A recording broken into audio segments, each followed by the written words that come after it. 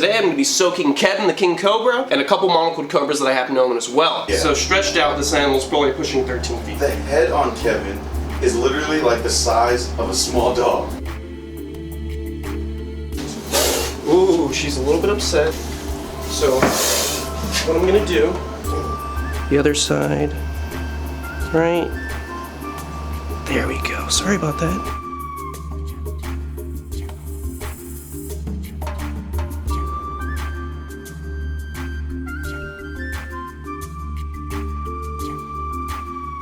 Welcome back to another Chandler's Wildlife. I'm currently filling up this trash can because I want to soak some of my snakes. It's very important to soak reptiles like snakes so they can hydrate and it can help with the shedding process. So today I'm going to be soaking Kevin, the king cobra, and a couple monocled cobras that I happen to own as well. They're having problems shedding, and this will be the solution to that problem. So I'm just going to fill it up just enough where they can soak up the water like a big tub. And this is a good trash can because it locks up top so it's nice and secure, and I'll put something heavy on top and let them soak for about 30 to 45 minutes.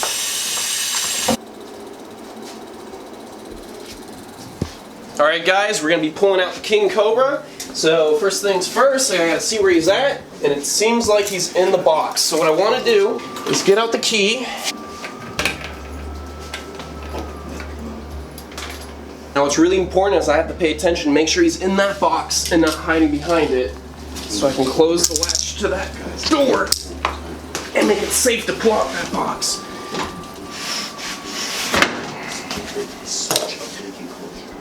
See the door, guys? There we go.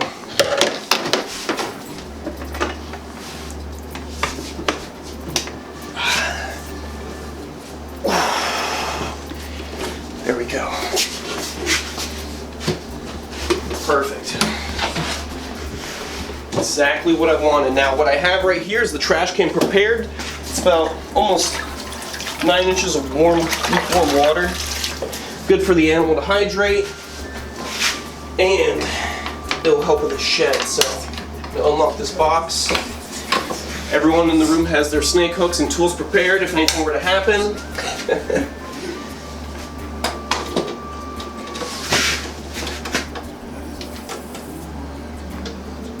And this is Kevin, the Malaysian king cobra.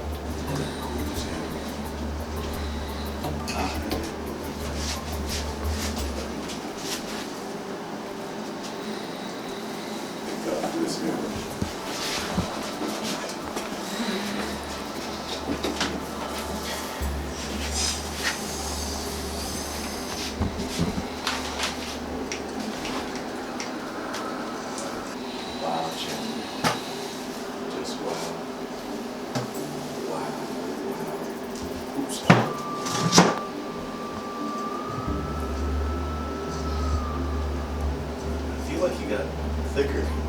He's been eating wild-caught Burmese pythons out of the Everglades, so if you've noticed, he has gained a little bit of weight, but that's a good thing. When I first got him, he was slightly underweight. He wasn't unhealthy, but he needed to gain a little more just to make myself feel a little bit better about him. But look how beautiful this snake is. He is beautiful. Now notice, I'm not freaking out. Yeah. Because I'm keeping my body still. If I move dramatically a whole bunch, then he's going to pursue whatever's moving. This is a very intelligent animal. So as long as I'm smart about, see? Yeah. See, you saw my backhand move? Yes, he did. So then he turned to look at me. So it's all about.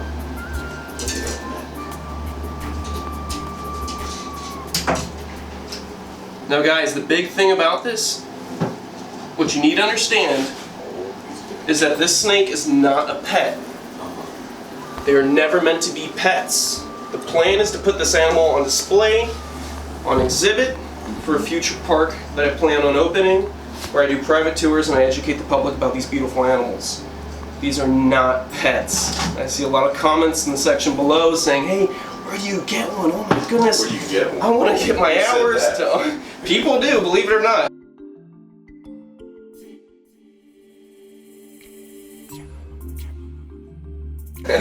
Like seriously, like you're the real Tarzan. He's sick, but like I've never seen anyone do like the stuff that you do with these crocs and alligators and emus. The emus are the most dangerous part. Yeah, like seriously. Dude, what a beast. Whoa. Look at this. Look at this. You're a jungle. So what do you gotta do? The whole reason you're taking this Cobra out is to help soak it them. shed? Yes, to soak them. The thing is, with these tropical snakes, and really any snake species that you keep in captivity, you want to make sure that you soak them at least once or twice a month to make sure they're hydrating. Even though you put a bowl in their environment, it doesn't mean they're going to drink from it. So you really want to put them in the water, show them what they're dealing with so they start drinking, and it'll also help them with their shedding process. There we go. How long is Kevin? Kevin is pushing 13 feet. Kevin? I don't have the exact measurement, but my buddy who had a 13-foot king cobra said that this was bigger than his. So stretched out, this animal's probably pushing 13 feet. The head on Kevin is literally like the size of a small dog. Wow. Kevin. Yeah, a lot of people comment and they think that this snake is a venomoid or its fangs have been ripped out. But if you look how thick the sides of its head are. Yeah. Those are where the venom glands are. If he was a venomoid, then those glands would be deflated. They'd be caved in.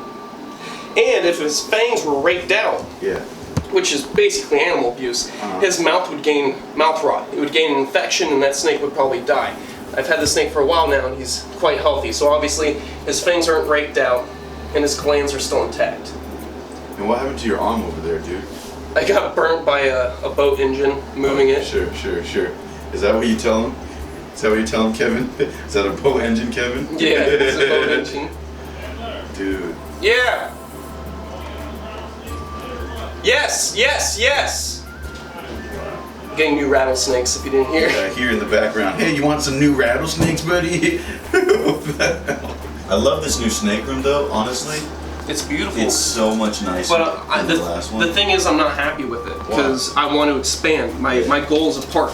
The problem with this is people look at this and they think it's a personal collection of pets. And I don't want people to think that these animals are pets. They're not. This is a very dangerous animal and I'm putting myself very close to the strike range of this animal. But I know what I'm getting myself into. I feel like when you say very close, that's a little bit of an understatement. After showing you guys the gentle approach, I'm going to take him and I'm going to put him right inside this can full of lukewarm water.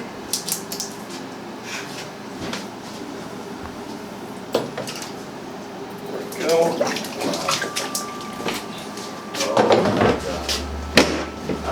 Not bad. It locks up top, and I'm going to put something heavy on top so we can't push it, but also we are in a snake-proof room, so even if he were to get out of this can, he's not getting out of the room.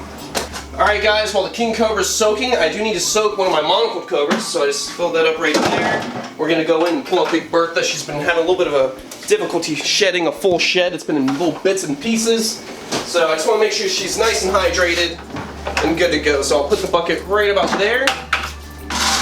There we go. And you guys will know Big Bertha if you're a fan of the channel. You've seen her plenty of times. Alright, as you can see, look at this. Look, she's got all these broken up sheds. We'll check that out right after. Let me just pull her out. She's always under this hide. Right about there we go. There we go. Now guys, look. See how the shed is broken up along her back and it's not coming off in one full piece? That's a little bit of a problem. Let me just... Ooh, she's a little bit upset. She's a little bit upset. There we go. There we go.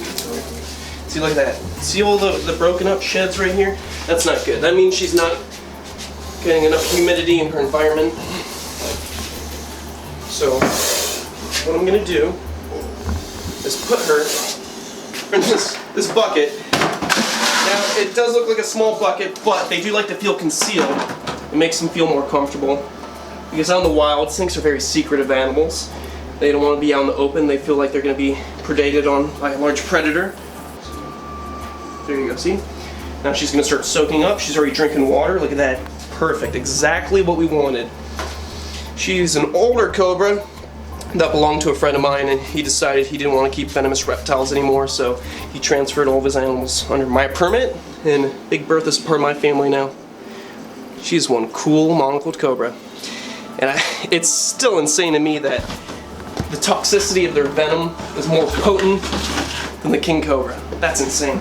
So we're gonna let her sit, and it's almost about time for Kevin to come out and go back into his enclosure, so let's do that. All right, guys, the most dangerous part is taking the king cobra out and... Oh, that's the wrong can. Sorry, guys. All right, guys, now that Kevin's had about 45 minutes to soak, it's time to take him out and put him back in his enclosure. Come look at this, look at that. He's underneath the water, he's been soaking it up, he's been drinking.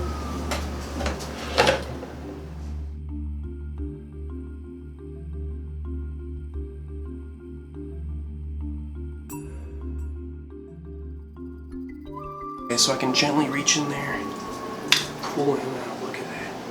Hey buddy, hey buddy. Look at that beautiful snake.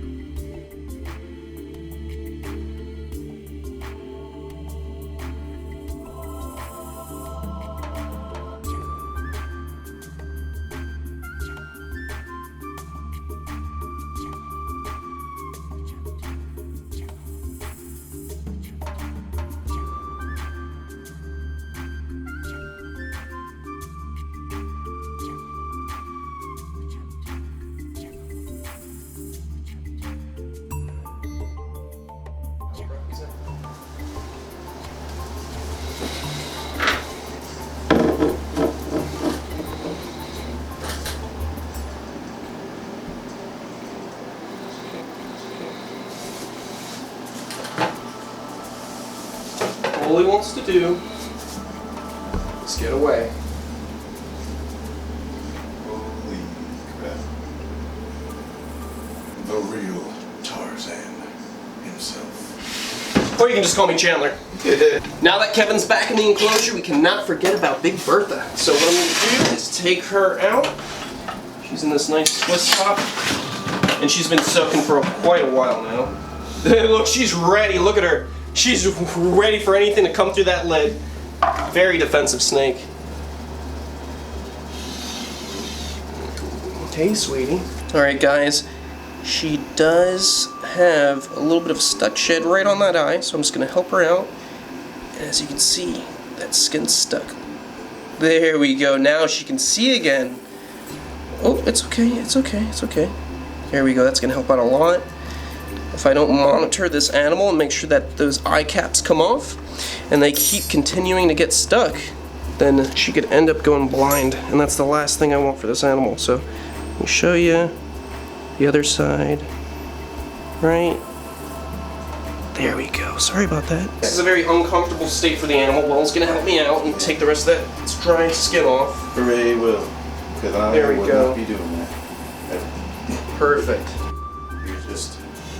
But if I do that gentle approach, that gentle touch, usually I don't have a problem. But then again, if you grab an animal behind the neck like that, it's going to get defensive. So right now she's not in favor of it. High five. What I'm going to do, the other side, right there we go. Sorry about that.